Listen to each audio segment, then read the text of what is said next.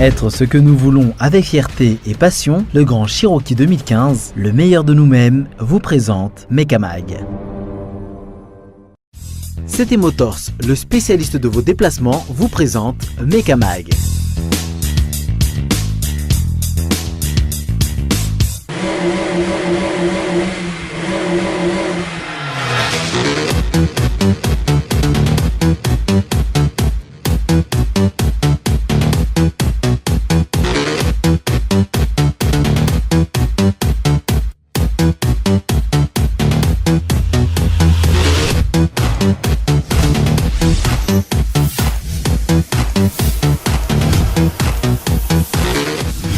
Mirabatsika tonga amin'ilay fotoana efa mahazatra ao ireo fifananana izay miaty kely manararoatra ny fialan-tsasatra ao koa ireo izay manohy ny anjarany manararoatra ny fialan-tsasatra ihany koa rehefa avy nilanina tamin'ilay dingana fahatelo teny Bevalala ireo mpikiatrika slalom dia nisedra ny dingana faefatra indray izy ireo ny faran'ny herinandro teo ny sabotsy 5 sy ny alahady 9 aogositra izay natao teny Antananarivo Ambohidratrimo dia tsy izany fa ny slalom Défi Tax andiany faharoa izay nokarakarain'ny club Tax sy ny Orange Madagascar ary ny Motul fifanana efatra amin'ny slalom amin'ity tampilelaovana ity izay nahavorim-pifaninana maro tokoa slalom ny fampitady ho an'ireo miady amin'ny championnat fa slalom nanala azy kosa ho an'ireo izay tonga anakarivotra eto an-tanindrazana nisy ny fiverenana mpanamory rehefa ilatsita toa ny ministère sy judicael zany tao ihany koa i Kevin Beg nifaninana ihany koa irina niaraka tamin'ilay Megan M11 tao koa ny fandraisana anjara ny anina voalohany ilay zandriny Kevin eo amin'ny slalom mariana ihany koa fa niveriny Princy izay nifaninana niaraka tamin'ilay Golf MK2 any Baola 1 kilometatra ny fiodinana indray mandeha ary piste parallèle ratage transmission carter tonneau 2 roues court circuit karepoka ireo no voambolana tamin'ity dingana faefatra ity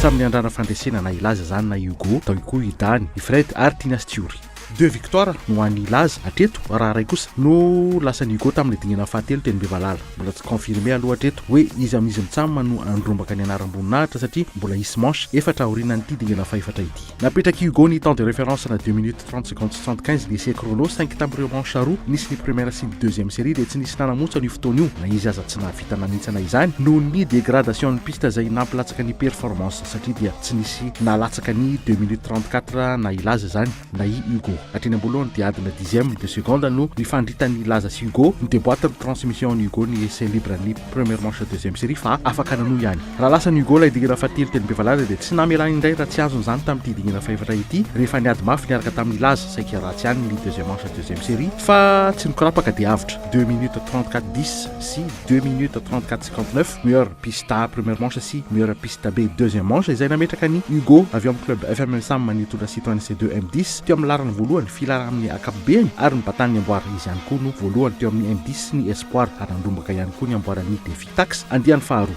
J'ai essayé de tout donner à la dernière manche. J'ai failli partir 2 fois en tonneau. Mais bon, je pense que ça a fini par payer puisque je fais 34 500. 10 minutes sy 20 secondes sy 6 pahazato no cumul nomeny.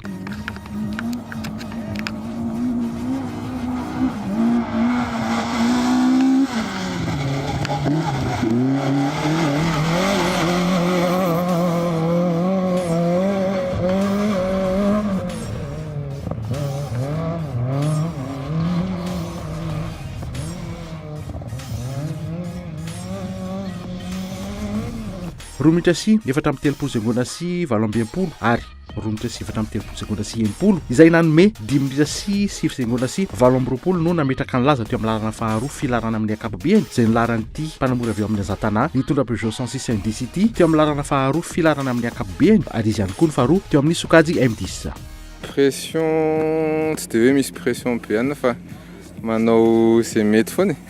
misy rehetrarehetra le izy fa loatra ny fotsiny hoe faharoa manahirana le miteniteny excuse ty fa tsy dia tia loatra an'izany.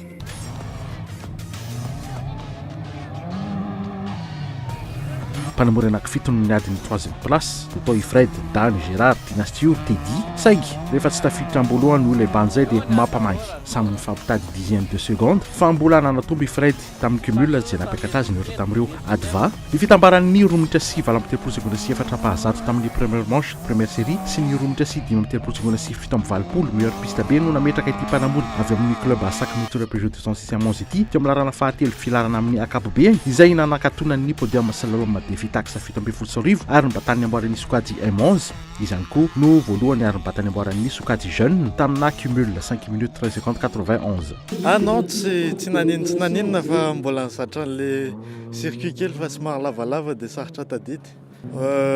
Ça va le izy fa miezaka manao an'izay tsara fotsiny mais zay vita. Ho an'ny Tina Stewart dia saika nifanaraka hatrany hatramin'izay nanaovana izy miraha lasy laloma izay. Première manche nisy ireo série anankiroa ihany no nifanina ny Tina raha ny manche voalohany sy ny deuxième manche première série no nifanina ny Tsiori dia tsy fiara ihany koa. Tsy ratsy anefa nivokatra satria dia tafiditra tao anaty top 5 izy roa lahy. Tina no lasa alohan'ny Tsiori tamin'ny tidingana fahefatra ity izay nanao ny 4e chrono au général ary nanome cumule 5 minutes 16 secondes 43 izany hoe nanaraka 3 secondes mahery kely taorian'ny Fred ary izy no nanakatony ny podium M10. Raha i Tsiori no 5e temps tamina cumule 5 minutes 16 secondes 72 izany hoe nanaraka 10e seconde taorian'ny Tina fotsiny. Raha ny fotoana nomeny izy roa lahy ireto ny première manche dia nifanaraka 60e hatrany ihany koa izy mirahalahy ireto izay samy avy eo amin'ny club FMMSM ary nifandimby tamin'ilay Peugeot 106 M10. Tsara aloha ny fikarakarahana fa ny retard be loatra dia lasa tsy manana droit l'erreur intsony zany ny concurrent fa tsy maintsy miasuraka hatrany hatrany. Zay moa nanana problème na sélecteur na levier dia naloana nijanona toy izay nanao soudure zany. Lalana aloha tamin'izay nanao tsara raha ny fijerinay azy ilay teo fa manomboka miaratsy.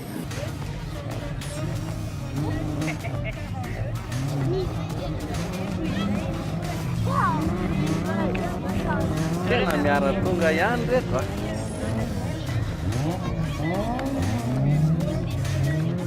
Iverina lalao itediny nitondra Peugeot 205 ao tsara ny fiara ary afaka nisedra ireo pression rehetra. Izy no nanao ny 6e chrono au général tamina cumule 5 minutes 19 secondes 92. Mariana fa tsy niainga nanao ny 2e manche première série ty mpanamory M10 205 avy eo amin'ny FMMSM ity. Miakarana 2 secondes mahery kely no nanasaraka azy tamin'ny Tsiori.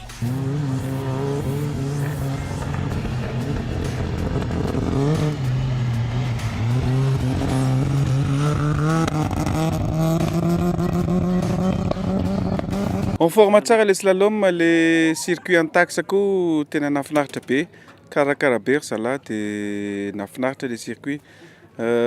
Taty aoriana ilay izy somary ny ratsy le lalana fa nafinaritra foana. Mpanamory Amanza avy eo amin'ny club Asakma ilay nifandimby fiara tamin'ny Fred nitondra ilay Peugeot 206 i Adriani no nanaraka ny Teddy amin'ny larana fafito filarana amin'ny ankapobeny slalom deux motrice faharoa azy ihany koa. Nisedra olana mekanika ny première manche première série isan'ny nataraiky azy satria dia efatra minitra sy 10 secondes sy 6.7 be zao no fotoana laniny tamin'ny première manche première série io fa afaka nanarina izay ihany ny apitso izay nanomezana fitambarana fotoana 10 minitra sy 20 secondes sy 1.10 izy izany hoe nanaraka 10e de seconde taorian'ny Teddy fotsiny izy no faharoa teo amin'ny M11. Nilay aloha fa tamin'ny samedi somary nisy problème tsy dia manino le câble injection niala dia lasa arrangé zany le problème dia tamin'ny dimanche afaka nandeha tsara.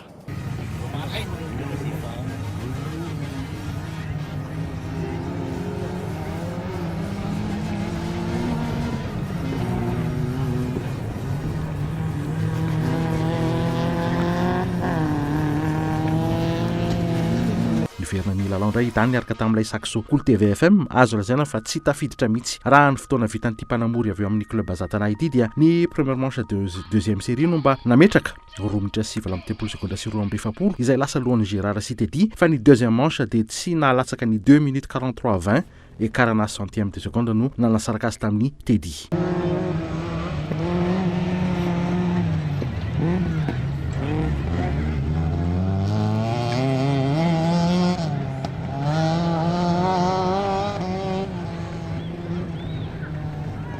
Nafinaritra mety fa sy zay zany tsy dia efa miezaka fa dia tsy mety inona moa ny olona koa mandeha daholo ça va.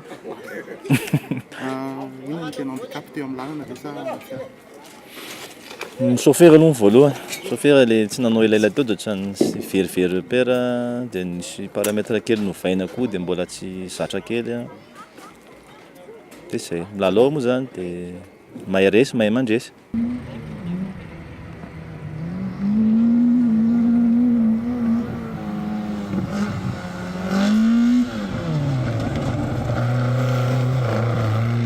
Gérard izay niady mafy ny lohan'ny Emonge niaraka tamin'ny Fred Siadry no nanaraka ny dany teo amin'ny larana fasy filarana amin'ny ankapobeny. Somary taraka ihany koa ny première manche niezaka nanarina ny deuxième manche saingy mafy ny pression indrindra tao amin'ilay deuxième série izay nanaovan'ity mpanamory Peugeot 306 Emonge avy amin'ny club FM Sammaity Tsinkolo Batita ary dia tsy nafahana noho intsony. Teo amin'ny klasiny dia izy no nanakatona ny Emonge tamin'ny cumul 5 minutes 21 secondes 77 izany hoe ny fampitady 10e tamin'ny dany izay lasa teo alohany. Oui, non, j'ai un petit problème déjà au départ de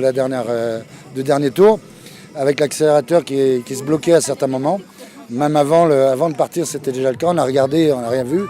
Ça me l'a fait 3 ou 4 fois sur la piste. Et puis à un moment, je suis arrivé très fort en fond de seconde dans un gauche très serré. Et en plus, c'est bien creusé et tout. Et j'ai rentré la première. Et dès que j'ai lâché, l'accélérateur était à fond. Donc la voiture elle a bondi, elle est partie, j'ai essayé de la rattraper, mais comme c'était vraiment creusé, elle est rentrée dans le creux et puis là elle a tourné et est partie sur le toit. Voilà. Non, ça va, la voiture, ça va, moi pas de casse du tout. Mais j'ai un peu tapé la tête parce que comme un couillon, j'ai la tête en bas, j'ai dégrafé, et boum, j'ai tapé sur le truc. Mais voilà, bon, c'est sport auto. Hein.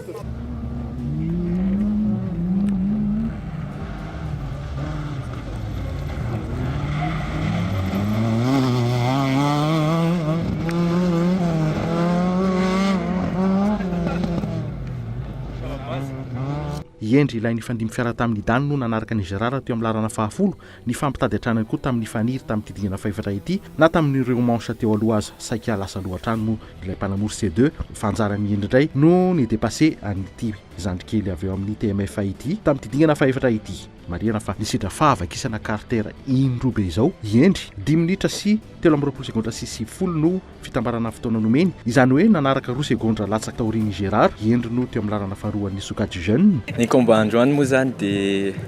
niezaka n'améliorer temps pneu koa vaovao dia mbola miezaka s'adapte amin'ny pneu dia tamin'ny maraina navita 2 minutes 40 dia après-midi zao teo amin'ny deuxième manche deuxième série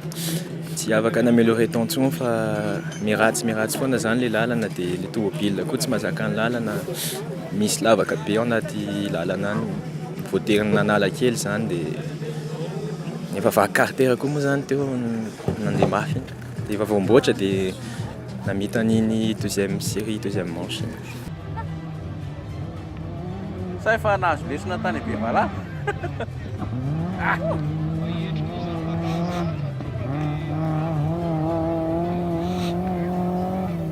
Lasa problème mazandry kely ty zany zao.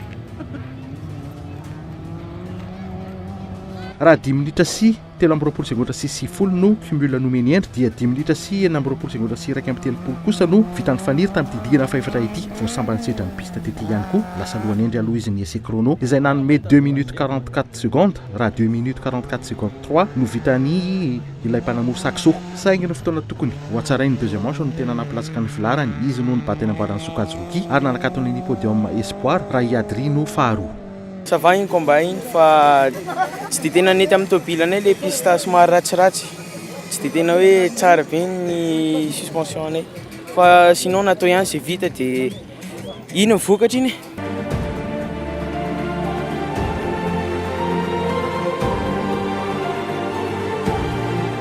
Rina Slay Mégane Emonge no nanaraka ny faniry teo amin'ny laharana faharoa ambin'ny folo tao tsara ny fiara torak'izay ihany koa ny mpanamory fa mbola tsy ampy kely niohatra teo amin'ireo adva teo amin'ny Sokajy niaraka izany dia izy no faefatra teo amin'ny Emonge tamin'ny cumul 5 minutes 27 secondes 07 izany hoe nanaraka segondra mahery kely any faniry.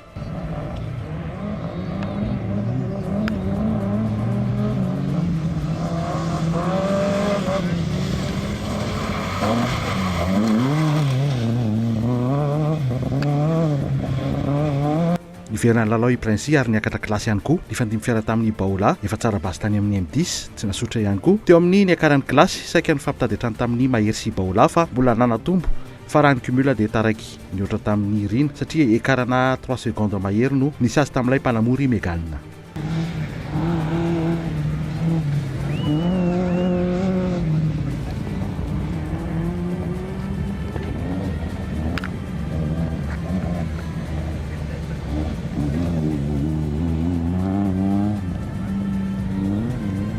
Les izy aloha nafinaritra be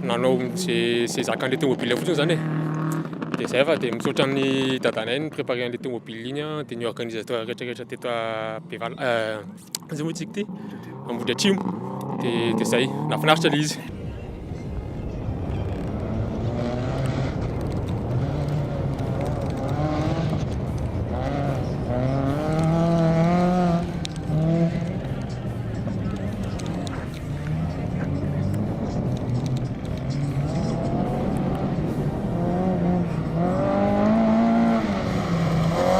Raha ilay Peugeot 205 M10 noho ny fiandombiasan'ny Hermanna sy Mahery tany Bevalala dia niakatra kilasy ity mpanamory ity tamin'ity dikana faefatra ity ary ny faninana tamina Peugeot 309 M11 Nouvelle tokony ho tsara fa somary mikepikepoka vato ary vaky carter afaka nanao ihany fa tsy maintsy nandamina tsy anaovana erreur satria efa nanomboka ny dégradé ny piste izy no teo amin'ny lalana fahavalo ambin'ny folo tamin'ny fitambarana fotoana 10 minitra sy 0 sekondra.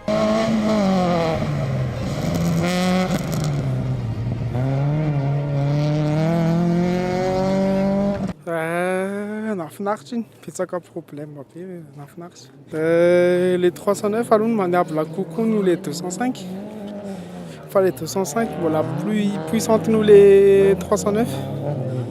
Fa izy maniable tsara, azo lalaovana tsara izy. Mpanamory avy amin'ny club Azatana Anjaboaba nitondra Golf M4 M12 de roue motrice no nanaraka ny Hermanna teo amin'ny lalana fa 7 isan'ireo niadiny lohany M12 de roue motrice ary tojo ny tanjona satria dia izy no niakatra teo amin'ny toeran'io satria dia nisedra olana avokoa ireo advan isan'ny Tito Isanjy izy no nibatany amboaran'ny sokajy M12 de roue motrice ary nanome fitambarana fotoana 10 minitra sy 10 sekondra sy 20. Nahafinaritra ka nahatsirony tsara. Ça va lama be. Betsaka moa ny réglage natao a norma tsara izy zany afapo. Mpanamory amin'ny fanakitelo no niadiny lohan'ity sokajy ity nisan'ny Jim Yandry ary Yandi 3e slalom ho an'ny Yandi tamin'ity tampilorovana ity ary tono iray mandeha raha lasan'ny amboara tamin'ny Bevalala dia mbola nalaina indray zany tamin'ity digina faefatra ity nanararoatra ny olana anjady tamin'ireo mpifanaritra taminy 10 minitra sy 7 sekondra sy 7 no fitambaran'ny meilleur ACB nomeny. Ça va les 4e manche série B les pistes koa efa ela sy nandanana somary lavalava dia hita tsara ny endurance sy physique ilaina. Les habitudes aloha nefa somary zatra an'ilay piste dia ohatran'ny améliorer par rapport any amin'ny herintaona dia tamin'ny herintaona koa moa vao teto zany nanao dia tamin'ity efa hoe ça va kokoa afaka mandeha aingana tsisy tahotra sy ny namany. I Kevin ilay nifandimby fiara tamin'ny Yann no nanaraka ny Andi teo amin'ny lalana faraka 20 nanararoatra vakansa ihany koa sady ny préparé ny rally manaraka en forme tsara ny fiara 10 minitra sy 3 sekondra sy 7 no cumule nomeny ty mpanamory avy eo amin'ny club Asak Maity. As pression be dia nanao olana kely dia zany ny slalom zany. Inona le problème? Nandeha be dia lasa nivadika be le fiara tamin'ny épingle dia perdre du temps tamin'iny. Le lalana tena ratsy dia hoe mba mitandrina hoe tsy vaky ny tômôbila ho an'le deuxième pilote satria izy vao mba premier slalom mba tsy mba ho anazy aloha ny premier temps fa tsy ho anahy.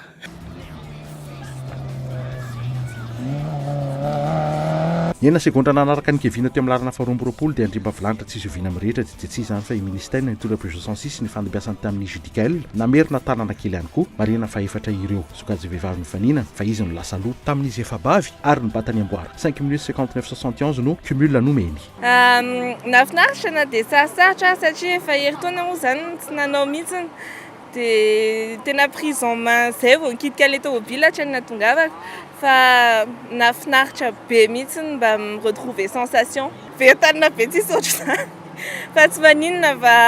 verina sy kelikely io e fa zay hoe hitako mihitsiny zany le hoe mila roulage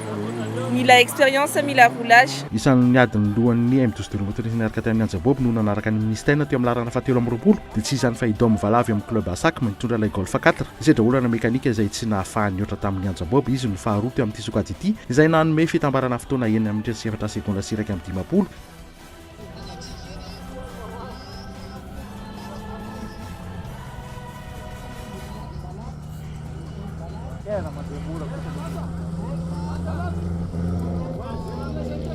Slalom nahafinaritra amin'ny ankapobeny dia tojo olana ary zay omaly maty le turbo zany dia valide mansa fotsiny maly dia androany zany nizaka ny hoe nanenjika an'ilay fotoana fa efa nisy fahasimbana zany le piste dia tsy afaka iny zany ny zavatra vita mitanta amin'ny essai chrono zany ny tsara dia iny zany tsy azo mihitsy hatramin'ny mansa rehetrarehetra. Afaka atao izy dia efa zavay. Iny fa tezitra.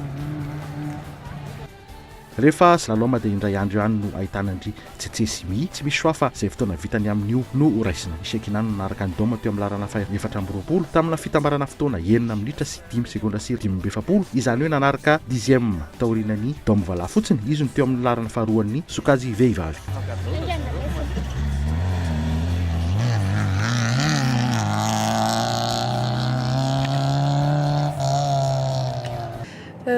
Am'le tsy slalom tsy moa zany lasa lahady foana izay no manao dia tena hitako hoe misy handicap ihany le satria tsy afaka miaméliorer temps satria tonga dia manche no atao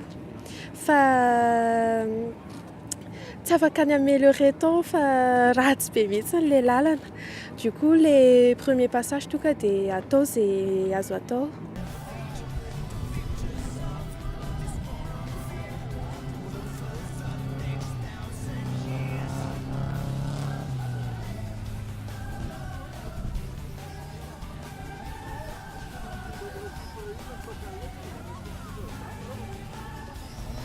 Swafikov na isanjy nisedra ny slalom fandroana ho azy olana début mètre hatreny ambolohan'ny fifananana ary dia tsy afaka loatra tsy ratsy loatra nefa mivokatra satria dia izy no nanakatony ny podium M12 de roue motrice ary voalohany sy ny batany amboalan'ny Sokajy Propulse ilay Peugeot 505 no nilalaovan'ny Swafikov izay anmpanamorin'ny club mpikarakara ny taxi io 9 minitra sy 9 sekondra sy 7 no cumule nomeny.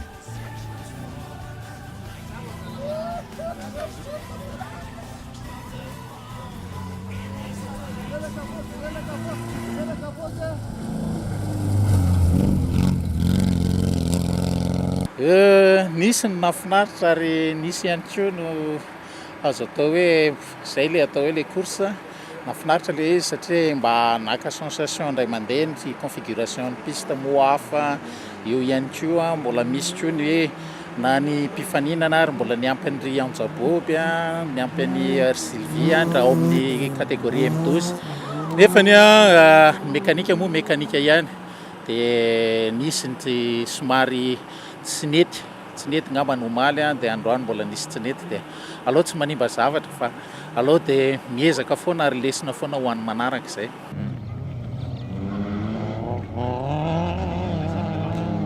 Ilay ny fandimy fiara taminy i Tito no nanaraka azy teo amin'ny larana 220 filarana amin'ny ankapobeny mpanamory avy amin'ny ACCT même problème nanao izay ampadiha ilay fiara ny deuxième manche izy mianaka vao tena mba afaka ny lalao kely fa efa tara loatra 10 sekondra mahery no iakaranisany Tito tamin'ny isanjy i Tito no nilahatra teo amin'ny larana fa efatra ny Sokajy M12 de roue motrice ary faharoa kosa teo amin'ny Propulse.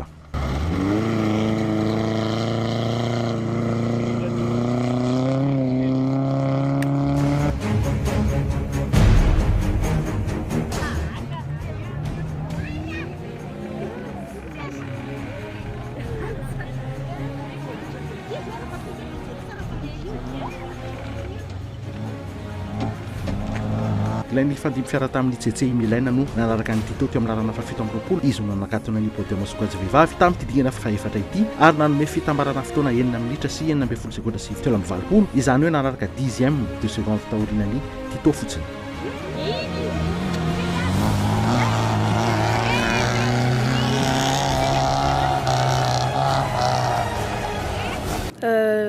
Les 4 manches aloha nafinaritra be le satria nahitako zavatra vaovao be da be sady le lalana ratsiratsy dia nanaovana découverte koa le izy dia ahoana le hoe lahady ihany foana vao afaka mifaninana misy azo raisina ihany ve nefa le izy tsy misy choix dia izay atao arak'izay fotsiny fa miezaka manao tsara foana na dia tsy afaka miaméliorer. Merci.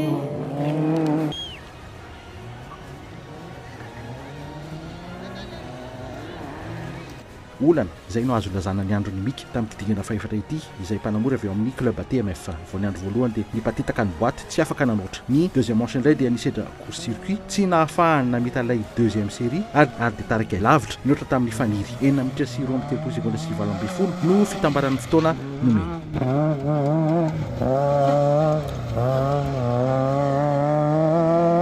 Savantranga dia tamin'ny sabotsy za miparitaka amin'ny boaty dia teo tratran'ny court circuit. Inona mety anton'ilay izy? Ny anton'ilay izy zany dia le boaty aloha ny ohatran'ny niaranitra le 3e sy 5e fa le court circuit tsy haiko. Le piste aloha ny ohatran'ny mitotototona be fa ça va ihany avy eo. Ny fandehana zany le virage serré zao ny hita vaovao nisy tamin'ity circuit ity.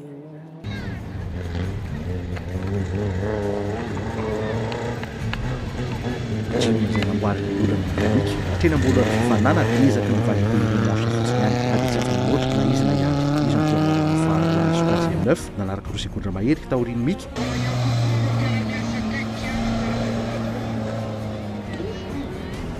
fanakaray sekondra mahery kely kosa tamin'ny Sylvie izay sokazy vehivavy avy amin'ny azatana ilay nifandihy fiara tamin'ny Ianjabambo namena tanana ihany kosa avy navalazy Sylvie no faefatra teo amin'ny sokazy vehivavy.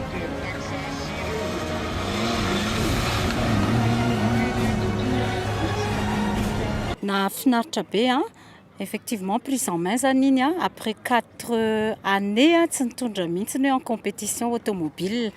dia androany zao voatra nanomboka netinety le prise en main fa tsy manina fa manaraka indray. Ihany kosa no teo amin'ny lalana faraka amin'ny telopolon'ny fiara miady amin'ny championnat izay nanome cumul 8 minutes 04-15 tsy afaka ny lalao tsara no ilay olana mekanika izy no nanakatony podium M9. Problème boîte le zany tsy afa-tsy 3 sy 4 le boîte dia avy eo koa ny lasy ny alternateur dia tsy tazy azo atao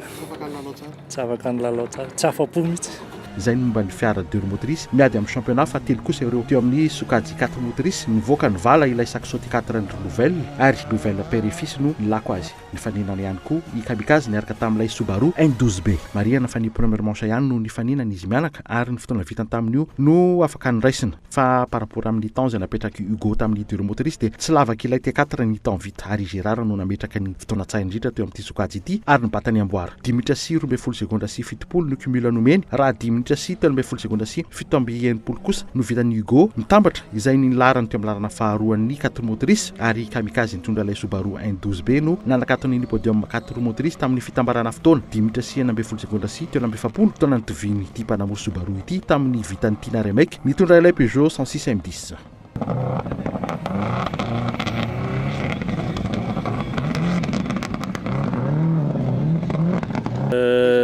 Mbola misy pièce tsy azo izy fa alao manao foana aloha alao sady tsapaina ny tômôbila ny prise en main atao foana aloha fa rehefa azo le pièce dia manao rally amin'izay tsika angambana. Le tracé aloha somary teritery dia tena problème le nanomboka androany atoandro izy somary ratsy amin'izay le lalana dia tena vitsy ny hoe olona afaka hoe naaméliorer tao zany efa tamin'le maly sy le tamin'ny maraina zay nanao tao tamin'izay ihany zany. Izay no momba ny teo amin'ny fiara fahiditra amin'ny cross car indray na ireo voanosy hoy ireo boakely teny toerana mijery ireto fiara kely ireto voanosy anankivaly no nisoratra anarana fa anankifito kosa no tena nipetraka ny faninana lasa nanidina ny anankiray mbola tsy tapa-kelatra izay nentiny kasy tsy hoe nanidina ahoana fa tsy afaka nanohy ny manche noho ny asa mandrara piste tsisy so ho an'ny mika kely donc tsisy dégâts ary dia tsy namelany raha tsy azo indray ny fandresena tamin'ity dingana faefatra ity izay nibatan'ny amboary 10 minitra sy 17 sekonda sy 70 no fitambaran'ny fotoana nomeny ty mpanamory avy amin'ny club MSA ity. Finaritra iny course iny nafinaritra amin'ny piste savafa zany hoe mora amin'ny se dégradé dia tsy dia mahazo filinina trano farany. Tsisy saota aty tsisy saota aty tsy afaka namoaka taleta.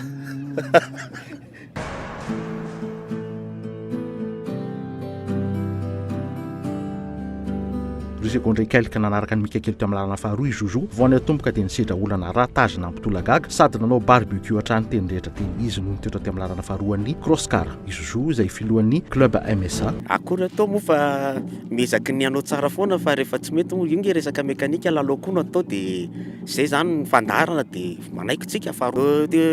tamin'ny ohatrany ambony loatra le pression d'injection dia rehefa tsy mandeha au fond zany le moteur dia lasa nohatra noyer reny dia rehefa manana indray anao rehefa avy eo dia noyer mihitsiny izy dia mila elaela zay vao afaka le surplus de carburant tapon'ny piston dia afaka izy fa noho ny farany teo vao hitanay zany le olana hoe nahena kely ny pression d'injection dia nandeha tsara le farany teo efa tara loatra fa bon zay moa lalao no atao moa.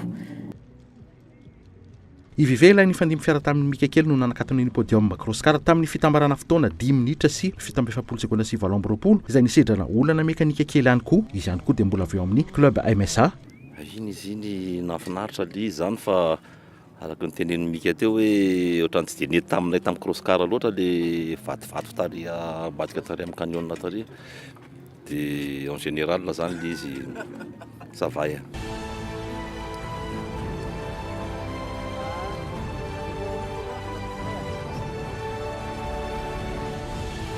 Inavara avy eo amin'ny CCT no nanao ny 4e chrono teo amin'ny crosscar tafita voarendrika satria dia nipotsaka pivot tamin'ny 2e manche 2e série na tokony ho tsara 10 minitra sy 7 sekonda sy 7.9 no cumul nomeny.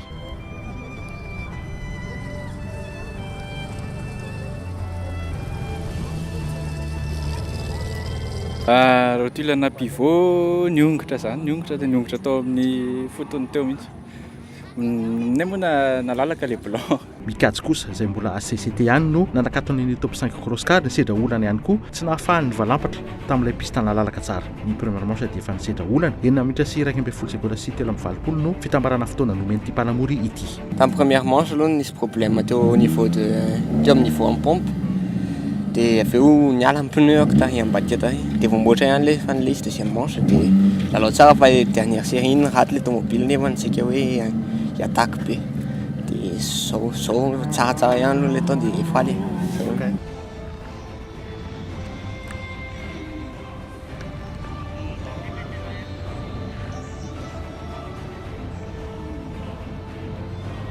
Mbola ACCT ihany Yents no nanao 6e temps teo amin'ny crosscar efa ela no tsy nirolona fa tsy arafesina loatra ka 9 minitra sy 9.20 sekonda no cumul nomeny ty mpanamory ity.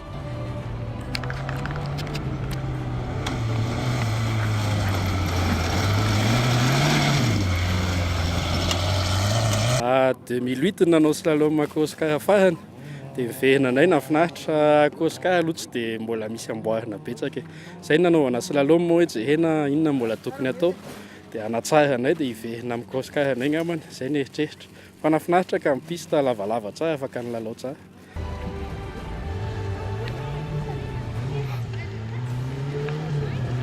Efetrarivo mbola ACCT ihany no nanao 7e temps ilay nifandimby fiara tamin'ny mikajy anisedra olana mekanika ihany koa 9 minitra sy 7.30 sekonda sy 2.20 no fitambarana fotoana nomeny ty zandrikely ity. Deuxième slalom nafinaritra fa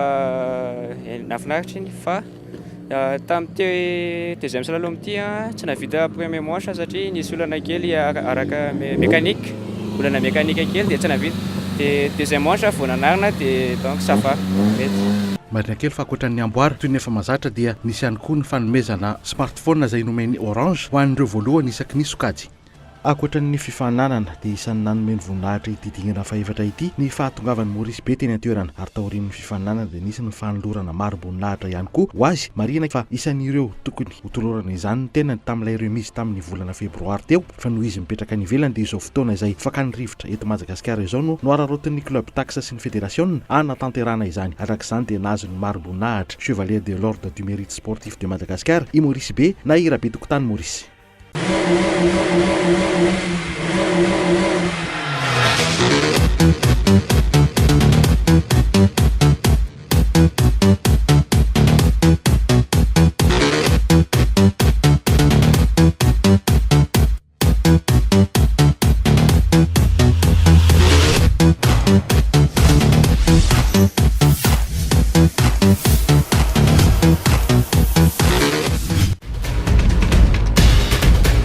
Être ce que nous voulons avec fierté et passion, le Grand Cherokee 2015, le meilleur de nous-mêmes, vous a présenté Mekamag.